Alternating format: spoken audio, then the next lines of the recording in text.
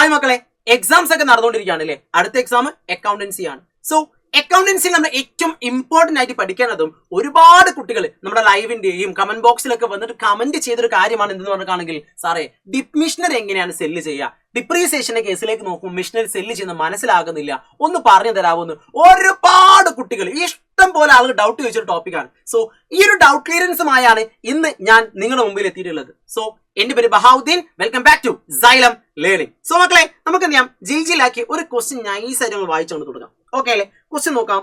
On 1st January 2020, 1st January 2020, Hatchery Company Limited bought a machinery at a cost of 80,000. അതായത് അവർ എന്ത് ചെയ്തിട്ടുണ്ട്, 80,000 രൂപയ്ക്ക് എന്ത് ചെയ്തു, ഒരു മിഷനറി പർച്ചേസ് ചെയ്തു, മിഷനറി വാങ്ങിയിട്ടുണ്ട്. ഓക്കെ അല്ലേ? ബാക്കി നോക്കാം. On 1/4/2022, അതായത് 1/4/2022, the company sold machinery purchased on 1/1/2020 for ₹60,000. അതായത് നമ്മൾ വാങ്ങിയ മിഷനറി എത്ര രൂപക്ക് വിറ്റു, 60,000 രൂപക്ക് വിറ്റു. അതായത് 80,000 രൂപക്ക് വാങ്ങിയ മിഷനറി 60,000 രൂപക്ക് വിറ്റു. എപ്പോഴാ വിറ്റത്? 1/4/2022, 1/4/2022. ഓക്കെ ആണല്ലോ എല്ലാവർക്കും? എങ്കിൽ ബാക്കി നോക്കാം. Write the missionary account for the year 2020 to 2022. The company closes its accounts on 31st December every year and provides depreciation on at a 10% on straight line basis. അതായത് 10% എന്ന രീതിയിലാണ് കമ്പനി എന്ത് കണക്കാക്കുന്നത്, തേയ്മാനം അഥവാ ഡിപ്രീസിയേഷൻ കണക്കാക്കുന്നത്. ഏതാണ് മെത്തേഡ്? സ്ട്രൈറ്റ് ലൈൻ മെത്തേഡ് ആണ്. ഓക്കെ, ഇതാണ് ക്വസ്റ്റ്യൻ.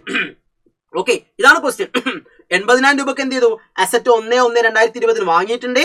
1/4/2022 60,000 രൂപയ്ക്ക് അസറ്റ് വിറ്റിട്ടുണ്ട്. 10% ഡിപ്രീസിയേഷൻ. സ്ട്രൈറ്റ് ലൈൻ മെത്തേഡ് ആണ്. ഓക്കെ അല്ലേ? എങ്കിൽ എങ്ങനെയാണ് പ്രിപ്പയർ ചെയ്യുക? ഓക്കെ, ഫസ്റ്റ് ഓഫ് ഓൾ നമ്മൾ ആദ്യം ശ്രദ്ധിക്കേണ്ട, ആദ്യം റെക്കോർഡ് ചെയ്യേണ്ട ഒരു കാര്യം എന്താണെന്ന് വെച്ചാൽ, ഒരു അസറ്റ് നമ്മൾ പർച്ചേസ് ചെയ്യുകയാണെങ്കിൽ, എങ്ങനെ ഒരു അസറ്റിനെ നമ്മൾ പർച്ചേസ് ചെയ്യുകയാണെങ്കിൽ അതിനെപ്പോഴും ആദ്യം ഡെബിറ്റ് സൈഡിൽ, അതായത് നമ്മുടെ മിഷനറി അക്കൗണ്ട് ഏതാണോ അല്ലെങ്കിൽ അസറ്റ് അക്കൗണ്ട് ഏതാണോ ആ അസറ്റ് അക്കൗണ്ടിന്റെ ഡെബിറ്റ് സൈഡിൽ വേണം നമ്മൾ എന്ത് ചെയ്യാൻ, റെക്കോർഡ് ചെയ്യാൻ. ഇതെല്ലാവർക്കും ഓക്കെ ആണോ? പറഞ്ഞോ, എല്ലാവർക്കും ഓക്കെ ആണോ? എങ്ങനെ ഒരു അസറ്റ് വാങ്ങിയാൽ എവിടെ റെക്കോർഡ് ചെയ്യണം? ഡെബിറ്റ് സൈഡ് റെക്കോർഡ് ചെയ്യണം. സെറ്റ് അല്ലേ? പവർ അല്ലേ? എന്നാ പിടിച്ചോ. എങ്ങനെ റെക്കോർഡ് ചെയ്യും? 80,000 രൂപക്ക് നമ്മൾ അസറ്റ് വാങ്ങിയത് അല്ലേ. സോ നമ്മൾ ഡേറ്റ് കൊടുക്കുന്നു 1/1/2020. ആണോടാ? ആണ്. എന്ത് പറഞ്ഞ റെക്കോർഡ് ചെയ്യും? To cash.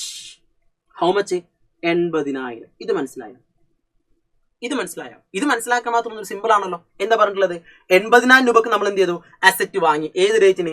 1/1/2020. നമ്മൾ എന്ത് ചെയ്തു, നേരെ മിഷനറി അക്കൗണ്ടിന്റെ ഡെബിറ്റ് സൈഡ് പോയിട്ട് എന്ത് റെക്കോർഡ് ചെയ്തു?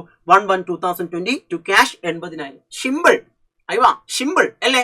നെക്സ്റ്റ് നമ്മൾ ചെയ്യേണ്ട കാര്യം എന്താന്ന് വെച്ചിട്ടാണെങ്കിൽ, ഓരോ വർഷവും ഇപ്പൊ നിങ്ങളൊന്ന് ആലോചിച്ച് നോക്കിയേ. നിങ്ങളിപ്പോ ജനുവരി 1-ാം തീയതി, സിമ്പിളി ആലോചിച്ച് നോക്ക്, ജനുവരി 1-ാം തീയതി നിങ്ങളൊരു മൊബൈൽ ഫോൺ വാങ്ങി അല്ലേ. 1.5 ലക്ഷം രൂപക്കാണ് നിങ്ങൾ മൊബൈൽ ഫോൺ വാങ്ങിയത്, അല്ലെങ്കിൽ 1 ലക്ഷം രൂപയ്ക്കാണ് നിങ്ങൾ ആ മൊബൈൽ ഫോൺ വാങ്ങിയത്. സിമ്പിളി വിചാരിച്ചോ, പൈസ ഒന്നും കൊടുക്കണ്ട, ധൈര്യമായിട്ട് വിചാരിച്ചോ. ഓക്കെ അല്ലേ?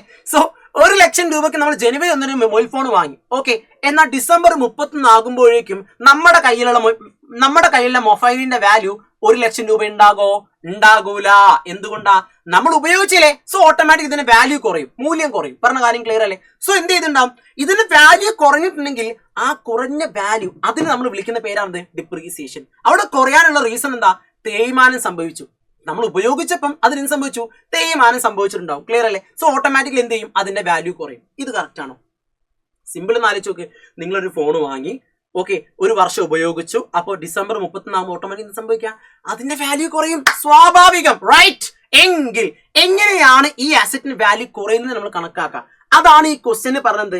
10% എന്ത് ചെയ്യുക, തേയ്മാനമായിട്ട് കണക്കാക്കുക. പറഞ്ഞ കാര്യം ക്ലിയർ അല്ലേ? സോ ഡിപ്രീസിയേഷൻ സംഭവിക്കുകയാണെങ്കിൽ ക്വസ്റ്റ്യന് പറഞ്ഞിട്ടുണ്ട് 31st ഡിസംബറിനാണ് നമ്മൾ എന്ത് കണ്ടുപിടിക്കുക, ഡിപ്രീസിയേഷൻ ചാർജ് ചെയ്യുക. എപ്പോഴാ മക്കളെ? 31st ഡിസംബർ, അതായത് വർഷത്തിന്റെ എൻഡിൽ, അവസാനത്തിൽ. ഇത് ക്ലിയർ ആണല്ലോ? സോ നമ്മൾ എന്ത് ചെയ്യുന്നു, 31st ഡിസംബർ ഡിപ്രീസിയേഷൻ ചാർജ് ചെയ്യുന്നു. ഡിപ്രീസിയേഷൻ ചാർജ് ചെയ്യുകയാണെങ്കിൽ എപ്പോഴും ക്രെഡിറ്റ് സൈഡ് വേണം നമ്മൾ എന്തിനെ ചാർജ് ചെയ്യാൻ, ഡിപ്രീസിയേഷൻ റെക്കോർഡ് ചെയ്യാൻ. ഇത് തിരിഞ്ഞോ? എന്താണ്?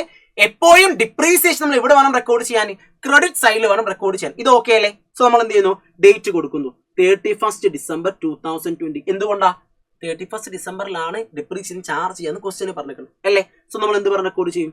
By depreciation. എന്താണ് ഡിപ്രീസിയേഷൻ പറഞ്ഞിട്ടാണെങ്കിൽ തേയ്മാനം. അതായത് നമ്മൾ നോക്കാൻ പോവാണ് എത്ര രൂപയാണ് അസറ്റിന് വാല്യൂ കുറഞ്ഞത് എന്ന് നോക്കാൻ വേണ്ടി പോവാണ്. പറഞ്ഞ കാര്യം ക്ലിയർ അല്ലേ? സോ ഇത്രയും അവിടെ അസറ്റിന് വാല്യൂ കുറഞ്ഞിട്ടില്ല. ജിൽജിലാക്കി എന്ന് പറഞ്ഞു നോക്കിയേ. ക്വസ്റ്റിന് പറയുന്നത് 10% അസറ്റിന് വാല്യൂ കുറയാ, തേയ്മാനം സംഭവിക്കുക അല്ലേ? സോ നമ്മൾ എന്ത് ചെയ്യുന്നു, കണക്കാക്കുന്നു. എങ്ങനെ? 80,000 ഇൻറ്റു 10% ബൈ 100 എത്ര? 10%. ദാറ്റ് ഈക്വൽ ടു 8,000 രൂപയായിരിക്കും ഡിപ്രീസിയേഷൻ വരാം. പറഞ്ഞ കാര്യം ക്ലിയർ ആണോ? ഇത് എങ്ങനെ കിട്ടി? 80,000 രൂപയാണ് അസറ്റിന്റെ വാല്യൂ. ഈ അസറ്റിന്റെ 10% വാല്യൂ കുറയുക എന്ന് ക്വസ്റ്റ്യന് പറഞ്ഞിട്ടുണ്ട്. അതായത് ഡിപ്രീസിയേഷന്റെ വാല്യൂ 10% എന്ന് പറഞ്ഞിട്ടുണ്ട് അല്ലേ? സോ 80,000 ഇൻറ്റു 10/100 അതായത് 8,000 രൂപ. എത്രയാണ്? 8,000 രൂപ. പറഞ്ഞ കാര്യം ക്ലിയർ അല്ലേ? കഴിഞ്ഞു. ഇത്രയേ ഉള്ളൂ പരിപാടി. ഇത് മനസ്സിലായോ? നമ്മൾ എന്ത് ചെയ്തു? ജനുവരി 1 80,000 രൂപക്ക് ഒരു അസറ്റ് വാങ്ങി. ക്ലിയർ അല്ലേ? അത് വർഷാവസാനമായപ്പോൾ എന്ത് ചെയ്തു? 8,000 രൂപ അതിന്റെ വാല്യൂ കുറഞ്ഞു. പറഞ്ഞ കാര്യം ക്ലിയർ? അങ്ങനെയാണെങ്കിൽ സിമ്പിൾ ഇന്റെ ക്വസ്റ്റ്യൻ. ഈ ബാക്കി എത്ര ഉണ്ടാവും? സിമ്പിൾ. ബാക്കി നിങ്ങൾക്ക് കിട്ടിയല്ലോ. 80,000 അസറ്റ്, 8,000 വാല്യൂ കുറഞ്ഞു. ബാക്കി എത്ര ഉണ്ടാവും? 72,000. കറക്റ്റ് അല്ലേ? അതൊന്ന് റെക്കോർഡിക്കലാക്കി, വിച്ച് മീൻസ് നമ്മൾ എന്ത് ചെയ്തോ? ലെഡ്ജർ അക്കൗണ്ടിങ്ങിലെ റൂൾ പ്രകാരം നമ്മളൊന്ന് ബാലൻസ് ചെയ്ത് നോക്കാം. എങ്ങനെയാ ചെയ്യാം? 2 സൈഡ് നമ്മൾ റെക്കോർഡ് ചെയ്യുന്നു. 80,000 then 80,000 minus 8,000 ബാലൻസ് എത്ര? 7,200. എത്രയാണ്? 72,000. ഓക്കെ, എന്ത് പറഞ്ഞ റെക്കോർഡ് ചെയ്യും? Balance carry on. പറഞ്ഞ കാര്യം ക്ലിയർ അല്ലേ? മീനിങ് എന്താ? 80,000 അസറ്റ് വാങ്ങി, 8,000 തേഞ്ഞു പോയി, ബാലൻസ് ബാക്കി ഇനി എത്ര ഉണ്ട്? 72,000. സിമ്പിൾ പരിപാടി. നൈസ് അല്ലേ? ഓക്കെ, അടുത്ത വർഷം, രണ്ടാമത്തെ വർഷം. ഏത് രണ്ടാമത്തെ വർഷം? 1/1/2021. 1/1/2021 എന്ന് പറഞ്ഞ റെക്കോർഡ് ചെയ്യും. ബാലൻസ് ബ്രോഡ് ആണ്. ഇനി എത്ര ബാക്കിയുള്ളത്? 72,000 രൂപയാണ് നമ്മൾ അസറ്റിന് ബാക്കിയുള്ളത് അല്ലേ? ഓക്കെ ആണല്ലോ? എത്രയാണ്? 72,000 രൂപയാണ് എന്ത് അസറ്റിന് ബാക്കിയുള്ളത്. എല്ലാവർക്കും ക്ലിയർ അല്ലേ? ഇനി വീണ്ടും നമ്മൾ എന്ത് ചെയ്യുന്നുണ്ട്? ഈ അസറ്റ് നമ്മൾ സെക്കൻഡ് ഇയർ നമ്മൾ ഉപയോഗിച്ചുകൊണ്ടിരിക്കുകയാണ്. രണ്ടാമത്തെ വർഷം നമ്മൾ എന്ത് ചെയ്യുന്നുണ്ട്? അസറ്റ് ഉപയോഗിച്ചുകൊണ്ടിരിക്കുന്നുണ്ട്. എന്തുകൊണ്ട് അങ്ങനെ പറയാനുള്ള റീസൺ? ക്വസ്റ്റ്യനിൽ 2021 പറ്റി ഒന്നും പറഞ്ഞിട്ടില്ല. എന്താ പറഞ്ഞിട്ടുള്ളത്? 2020 പറ്റി പറഞ്ഞിട്ടുണ്ട്, 2022 പറ്റി പറഞ്ഞിട്ടുണ്ട്. ക്ലിയർ അല്ലേ? എന്നാൽ 2021 പറ്റി ഒന്നും പറഞ്ഞിട്ടില്ലല്ലോ. അതിനർത്ഥം എന്താ? ആ അസറ്റ് ഉപയോഗിച്ചുകൊണ്ടിരിക്കാൻ എന്നാണ് മീനിങ്. ക്ലിയർ അല്ലേ? സോ ഇവിടെ നമുക്ക് വീണ്ടും ഡിപ്രീസിയേഷൻ കണക്കാക്കും. നമ്മൾ നേരത്തെ പറഞ്ഞിട്ടുണ്ട് ഡിപ്രീസിയേഷൻ കണക്കാക്കുമ്പോൾ എവിടെയാ റെക്കോർഡ് ചെയ്യുക? നമ്മൾ ക്രെഡിറ്റ് സൈഡിലേക്കും റെക്കോർഡ് ചെയ്യാം അല്ലേ? എന്ത് പറഞ്ഞ് റെക്കോർഡ് ചെയ്യും? By depreciation. ഇത്തവണയും ഡിപ്രീസിയേഷൻ എമൗണ്ട് 8,000 രൂപ തന്നെ ആയിരിക്കും ഉണ്ടാവും. അത് എന്തുകൊണ്ടാണെന്ന് അറിയാവോ? ഇവിടെ ഒരു വർഷം ഉപയോഗിച്ചിട്ടില്ല. അതായത് ജനുവരി മുതൽ ഡിസംബർ വരെ എന്ത് ചെയ്തിട്ടുണ്ട്? അസറ്റ് ഉപയോഗിച്ചിട്ടുണ്ട്. ക്ലിയർ ആണല്ലോ? സോ ഡിപ്രീസിയേഷൻ വരെ എങ്ങനെയാന്ന് വെച്ചാൽ 80,000 ഇൻറ്റു 10/100. 80,000 ഇൻറ്റു 10/100. എന്തുകൊണ്ട് 80,000? ഈ ക്വസ്റ്റ്യൻ മെത്തേഡ് പറഞ്ഞ സ്ട്രൈറ്റ് ലൈൻ മെത്തേഡാണ്. എന്താ സ്ട്രൈറ്റ് ലൈൻ മെത്തേഡ് എന്ന് പറഞ്ഞിട്ടാണെങ്കിൽ എത്ര രൂപക്കാണോ അസറ്റ് വാങ്ങിയത്, ആ വാങ്ങിയ വില എത്രയാണോ അതിന്റെ മുകളിലാണ് ഡിപ്രീസിയേഷൻ കണക്കാക്കേണ്ടത്. ക്ലിയർ അല്ലേ? അതായത് ആദ്യം പറഞ്ഞു 10% സ്ട്രൈറ്റ് ലൈൻ മെത്തേഡ് ആണെന്നുള്ളത്. ക്ലിയർ അല്ലേ? സോ ഇവിടെ നമ്മൾ നോക്കുമ്പോൾ 80,000 എത്ര രൂപക്ക് അസറ്റ് വാങ്ങിയത്? 80,000 അപ്പൊ 80,000 രൂപയുടെ മുകളിൽ വീണ്ടും 10% ഡിപ്രീസിയേഷൻ കണക്കാക്കും. അപ്പൊ എത്ര രൂപ വരും? 8,000. പറഞ്ഞ കാര്യം ക്ലിയർ? സംശയമുണ്ടോ? അപ്പൊ നിങ്ങൾ ചിന്തിക്കും ഇത് രണ്ടും ഒരേ എമൗണ്ട് അല്ലേ? ആണ്. അതെന്തുകൊണ്ടാ? ഇവിടെയും ജനുവരി മുതൽ ഡിസംബർ വരെ ഉപയോഗിച്ചു, ഇവിടെയും ജനുവരി മുതൽ ഡിസംബർ വരെ ഉപയോഗിച്ചു. അപ്പൊ 2 വർഷം ഡിപ്രീസിയേഷൻ സെയിം ആയിരിക്കൂലേ? ആയിരിക്കും. ഇതാണ് സ്ട്രൈറ്റ് ലൈൻ മെത്തേഡിന്റെ പ്രത്യേകത. എല്ലാ വർഷവും ഡിപ്രീസിയേഷൻ എമൗണ്ട് സെയിം ആയിരിക്കും. ഇത് ക്ലിയർ ആണല്ലോ? സെറ്റ്. വീണ്ടും നമ്മൾ എന്ത് ചെയ്യുന്നു? നേരത്തെ നമ്മൾ ചെയ്ത പോലെ തന്നെ ബാലൻസ് ചെയ്യുന്നു. Balance carry down. ഓക്കെ, ഇനി ജിൽജിലാക്കി എന്ന് പറഞ്ഞു. ഓക്കെ, ഇനി ബാലൻസ് എമൗണ്ട് എത്ര ഉണ്ടാവും? അതായത് 72,000 ആണ് total amount. So 72,000 minus 8,000 that will be എത്ര വരും? 64,000. 64,000. How much? 64,000. How much? 64,000. Okay അല്ലേ? 64,000 റുപ്പീസ് വാല്യൂ കിട്ടി. ക്ലിയർ അല്ലേ? ഇനി മൂന്നാമത്തെ വർഷം 2022 കിടക്കുമ്പോൾ 1/1/2022 ബാലൻസ് ബ്രോഡ് എത്ര? 64,000. 64,000. ക്ലിയർ അല്ലേ? സോ ഈ 64,000 രൂപയാണ് എന്ത്? ഇനി ബാലൻസ്. ഇനി നമ്മുടെ കയ്യിൽ ബാക്കിയുള്ള അസറ്റിന്റെ വാല്യൂ എത്രയാണ്? 64,000 രൂപയാണ്. ക്ലിയർ അല്ലേ? എന്നാൽ ഈ ക്വസ്റ്റ്യൻ ഒരു കാര്യം പറയുന്നുണ്ട്. ഓൺ 1/4/2022 അസറ്റ് 60,000 രൂപക്ക് വിൽക്കാണ്. മനസ്സിലായോ? 1/4/2022 നമ്മൾ എന്ത് ചെയ്യാണ്? അസറ്റ് 60,000 രൂപക്ക് നമ്മൾ വിൽക്കാൻ. ക്ലിയർ അല്ലേ? സോ ആ ഒരു അസറ്റ് വിൽക്കുമ്പോൾ 3 കാര്യങ്ങൾ നമ്മൾ ശ്രദ്ധിക്കണം. എങ്ങനെ? ഒരു അസറ്റ് വിൽക്കുന്ന സമയത്ത് 3 കാര്യങ്ങൾ നമ്മൾ എന്ത് ചെയ്യണം? അതിനെപ്പറ്റി ശ്രദ്ധിക്കേണ്ടതായിട്ടുണ്ട്.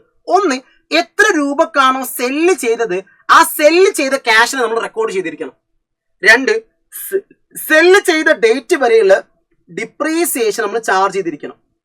പറഞ്ഞാലും ക്ലിയർ അല്ലേ? അതായത് എത്രാം തീയതി വരെയാണോ യൂസ് ചെയ്തത് ആ യൂസ് ചെയ്ത ഡേറ്റ് വരെ തേയ്മാനം ഡിപ്രീസിയേഷൻ കണക്കാക്കണം. ലാസ്റ്റ് ആൻഡ് ഫൈനലി ഈ മിഷനറി വിറ്റപ്പോ കമ്പനിക്ക് ലാഭമാണോ നഷ്ടമാണോ നമ്മൾ കണക്കാക്കിയിരിക്കണം. Okay, so first of all എത്ര രൂപക്കാണ് സെല്ല് ചെയ്തത്? ഈ ക്വസ്റ്റിന് 60,000 രൂപക്കാണ് സെല്ല് ചെയ്തത് അല്ലേ? അങ്ങനെയാണെങ്കിൽ എന്റെ കുട്ടികൾ ജില്ലാക്കി നൈസ് ആക്കി ഒന്ന് ആലോചിച്ച് നോക്കിയേ. ഒരു മിഷനറി വാങ്ങുന്ന സമയത്ത് നമ്മൾ ഇവിടെ റെക്കോർഡ് ചെയ്ത് ഡെബിറ്റ് സൈഡ് ക്യാഷ് എന്ന് പറഞ്ഞ് റെക്കോർഡ് ചെയ്ത് ആണോടാ? കറക്റ്റ് അല്ലേ? അപ്പൊ എന്നാ സിമ്പിൾ ആക്കി ഒന്ന് പറഞ്ഞു നോക്കിയേ. വിൽക്കുമ്പോൾ അപ്പോൾ എവിടേക്ക് റെക്കോർഡ് ചെയ്യാം? വാങ്ങുമ്പോൾ ഡെബിറ്റിലാണെങ്കിൽ വിൽക്കുമ്പോൾ എവിടേക്ക് റെക്കോർഡ് ചെയ്യാം? ക്രെഡിറ്റിൽ. ഇത് ക്ലിയർ ആണോ? വാങ്ങുമ്പോൾ ഡെബിറ്റിലാണെങ്കിൽ വിൽക്കുമ്പോൾ റെക്കോർഡ് ചെയ്യാം ക്രെഡിറ്റിൽ. ക്ലിയർ അല്ലേ? ഏത് ഡേറ്റിനാണ് വിറ്റത്? 1/4/2022 അല്ലേ? സോ നമ്മൾ റെക്കോർഡ് ചെയ്യുന്നു. എന്ത് പറഞ്ഞ് റെക്കോർഡ് ചെയ്യും? 1/4/2021 പറഞ്ഞ കാര്യം ക്ലിയർ അല്ലേ? സോ 1/4/2022 എന്ന് പറഞ്ഞ് റെക്കോർഡ് ചെയ്യും ബൈ ക്യാഷ്. എത്ര എമൗണ്ട്? 60,000. സോ സെല്ല് ചെയ്ത ക്യാഷിന് നമ്മൾ എന്ത് ചെയ്തു? റെക്കോർഡ് ചെയ്തു. ഇത് ക്ലിയർ അല്ലേ എല്ലാവർക്കും? ക്ലിയർ അല്ലേ? എന്താ പറഞ്ഞത്? ഒരു മിഷനറി വിൽക്കുമ്പോൾ 3 കാര്യത്തിനെ പറ്റി ശ്രദ്ധിക്കണം. 1, സെല്ല് ചെയ്ത ക്യാഷിനെ പറ്റി റെക്കോർഡ് ചെയ്യണം. 2, സെല്ല് ചെയ്ത ഡേറ്റ് വരെ ഡിപ്രീസിയേഷൻ ചാർജ് ചെയ്യണം. 3, ലാഭമാണോ നഷ്ടമാണോ കണക്കാക്കണം. പറഞ്ഞ കാര്യം ക്ലിയർ അല്ലേ? സോ ഒന്നാമത് സെല്ല് ചെയ്ത ക്യാഷ് ആണ്. ഓക്കെ അല്ലേ? സെല്ല് ചെയ്ത ക്യാഷ് ആണ്. 60,000 രൂപക്കാണ് വിറ്റത്. സോ നമ്മൾ എവിടേക്ക് റെക്കോർഡ് ചെയ്യുന്നു? ക്രെഡിറ്റ് സൈഡിൽ ബൈ ക്യാഷ് എന്ന് പറഞ്ഞ 60,000 റെക്കോർഡ് ചെയ്യുന്നു. 2, സെല്ല് ചെയ്ത ഡേറ്റ് വരെ ഡിപ്രീസിയേഷൻ ആണ്. ക്ലിയർ അല്ലേ? എങ്ങനെയാ കണക്കാക്കാം? നമ്മൾ നേരത്തെ പറഞ്ഞതാണ് ഡിപ്രീസിയേഷൻ ഉണ്ടെങ്കിൽ നമ്മൾ ഇവിടെ കണക്കാക്കല് ക്രെഡിറ്റ് സൈഡ് നമ്മൾ റെക്കോർഡ് ചെയ്യല്ലേ. എത്രയായിരിക്കും ഇവിടെ ഡിപ്രീസിയേഷൻ ഉണ്ടാവുക? 8,000 ആണ് ഉണ്ടാവുക? അല്ല. ഇവിടെ ശ്രദ്ധിക്കേണ്ട ഒരു ഫാക്ട് എന്താണെന്ന് വെച്ചിട്ടാണെങ്കിൽ ഇവിടെ 4 മാസം മാത്രം നമ്മൾ 3 മാസം മാത്രം നമ്മൾ ഉപയോഗിക്കുന്നുള്ളൂ. ഒന്ന് ആലോചിച്ച് നോക്കിയേ. നമ്മൾ എപ്പോഴാണ് അവിടെ സെല്ല് ചെയ്യുന്നത്? 1/4-നാണ്. അതായത് ജനുവരി, ഫെബ്രുവരി, മാർച്ച്, ഏപ്രിൽ 1-ാം തീയതി നമ്മൾ എന്ത് ചെയ്യാണ്? ഈ അസറ്റ് വിൽക്കാൻ. അപ്പൊ ഏപ്രിൽ മാസം ഉപയോഗിച്ചിട്ടുണ്ടോ? ഇല്ല. ഇത് ക്ലിയർ ആയോ?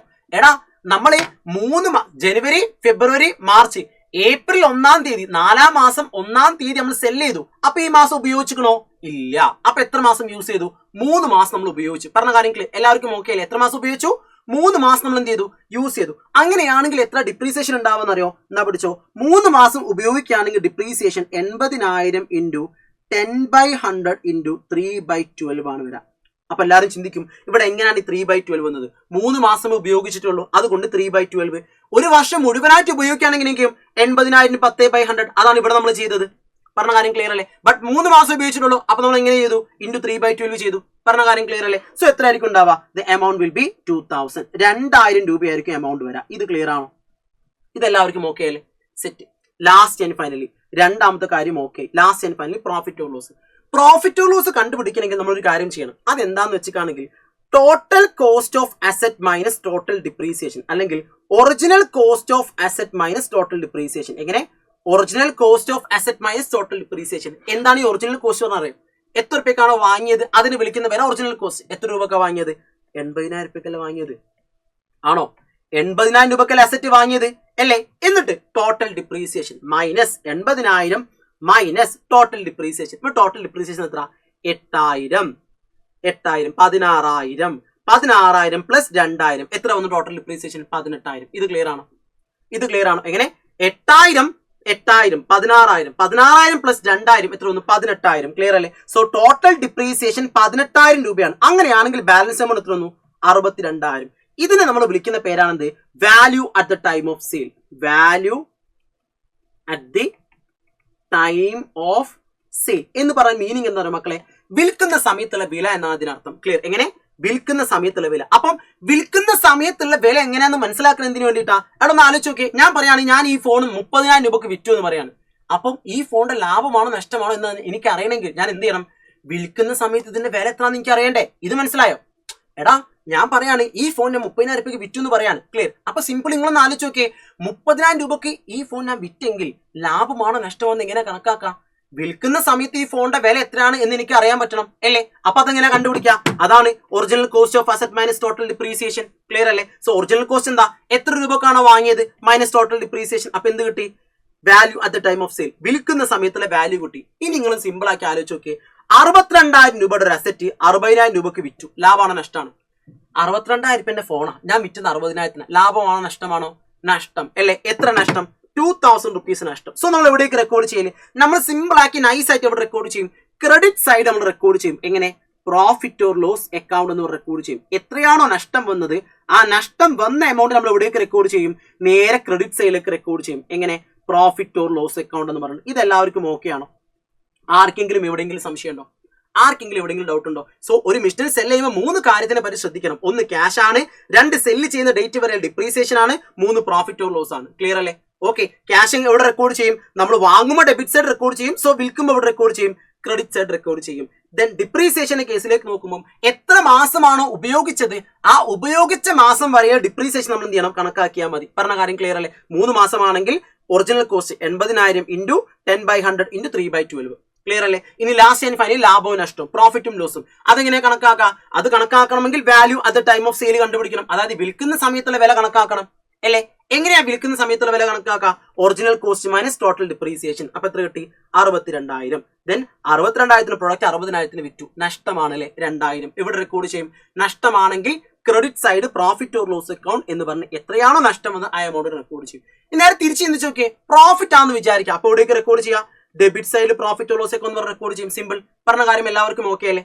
എല്ലാവർക്കും ഓക്കെ അല്ലേ? സോ ഇങ്ങനെയാണ് മക്കൾ എന്ത് ചെയ്യുക? ഒരു മിഷനറി സെല്ല് ചെയ്യുമ്പോൾ നമ്മൾ ശ്രദ്ധിക്കേണ്ട കാര്യങ്ങൾ. ലാസ്റ്റ് ആൻഡ് ഫൈനലി അവസാനം 2 സൈഡും സം ചെയ്യുകയാണെങ്കിൽ, ഒരു മിഷനറി മാത്രമേ ഉള്ളൂ എന്നുണ്ടെങ്കിൽ 2 സൈഡും സം ചെയ്യുകയാണെങ്കിൽ ബാലൻസ് എമൗണ്ട് എന്തായിരിക്കും? ഈക്വൽ ആയിരിക്കും. വിച്ച് മീൻസ് 64,000 ഈക്വൽ ആയിരിക്കും. പറഞ്ഞ കാര്യം ക്ലിയർ അല്ലേ? സോ ഒരു മിഷനറി മാത്രമുള്ള കേസിൽ ഇങ്ങനെയാണ് നമ്മൾ എന്ത് ചെയ്യുക? മിഷനറി സെല്ല് ചെയ്യുന്ന കാര്യങ്ങൾ ശ്രദ്ധിക്കേണ്ടത്. ഓക്കെ അല്ലേ? സോ എല്ലാവർക്കും ഓക്കെ ആണല്ലോ? സെറ്റ് അല്ലേ? സോ അങ്ങനെയാണെങ്കിൽ മക്കൾ നമുക്ക് എന്ത് ചെയ്യാം? എല്ലാവർക്കും വ്യക്തമായിട്ട് മനസ്സിലായെന്ന് വിചാരിക്കുന്നു. സോ ഇത്തരത്തിലുള്ള വീഡിയോസ് ഇനി ആവശ്യമുണ്ടെങ്കിൽ താഴത്ത് കമന്റ് ചെയ്യാം. നിങ്ങൾക്ക് ഏത് ടോപ്പിക് ആണോ ക്ലാസ് വേണ്ടത് ആ വേണ്ട ടോപ്പിക് എന്ത് ചെയ്യാം? താഴത്ത് കമന്റ് നമുക്ക് എന്ത് ചെയ്യാം? സെറ്റ് ആക്കി നമുക്ക് പ്രിപ്പയർ ചെയ്യാം. ഓക്കെ അല്ലേ? സോ നമുക്ക് എന്ത് ചെയ്യാം? വീണ്ടും കണ്ടുമുട്ടാം, വീണ്ടും ഏറ്റുമുട്ടാം. ശുഭനിദ്ര, സുഖനിദ്ര, ഓൾ ദി ബെസ്റ്റ്. നന്നായിട്ട് പഠിക്കട്ടാ. Thank you.